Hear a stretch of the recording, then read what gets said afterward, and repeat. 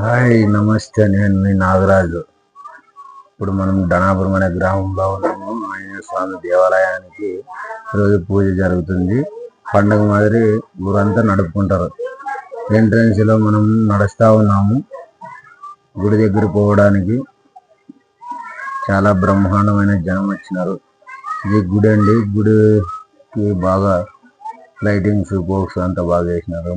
దండాలు అన్ని బాగా వేసినారు. పరమాత్మకి దర్శించుకునే వాళ్ళకి బాగా చూడడానికి కూడా సంతోషం ఉంది. జై శ్రీరామ్. ఇక్కడ రాముని యొక్క పటంలో LED లైట్లతో డిజైన్ వేసినారు. చాలా అందంగా బాగా ఉంది. ప్రతి ఒక్కరు చూడాల్సినటువంటి దేవాలయం. ఇక్కడ ఇది ధ్వజస్తంభం అండి. ప్రతి దేవాలయానికి ఉంటుంది. చూసి ఆనందించాలి. చూడండి, గుడి ముందు ప్రతి జనాలంతా గుమిగూడి ఆనందోత్సాహాలతో తిరుగుతా ఉన్నారు. గుడి ముందు కూడా వీళ్ళు గురవేయాలండి. గుడి ముందు ఉంటారు. దేవుని యొక్క గుడి దగ్గర దేవాలయం చూడండి. ఆంజనేయ స్వామి దేవాలయం గుడి పైన ఆర్చ్, సీతారాముల వారి విగ్రహాలు, ఆంజనేయ స్వామి సీతా సమేతుడై కొలువున్నాడు. శ్రీ ప్రసన్న ఆంజనేయ స్వామి వారు గుడిలోని వచ్చే బ్రహ్మాండ నాయకుడు. మనోజం మార్తుల్యం జితేంద్రియం బుద్ధిమతం వరిష్టం వటాత్వజం వానరయోధ ముఖ్యం శ్రీరామదూతం శిరసా నమామి.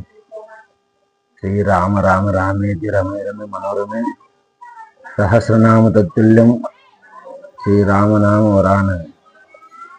దేవుని దర్శించుకుని బయటికి వచ్చామండి. ఎక్కువ వీడియో తీయడం లేదు లోన, అందుకే వచ్చేసాం.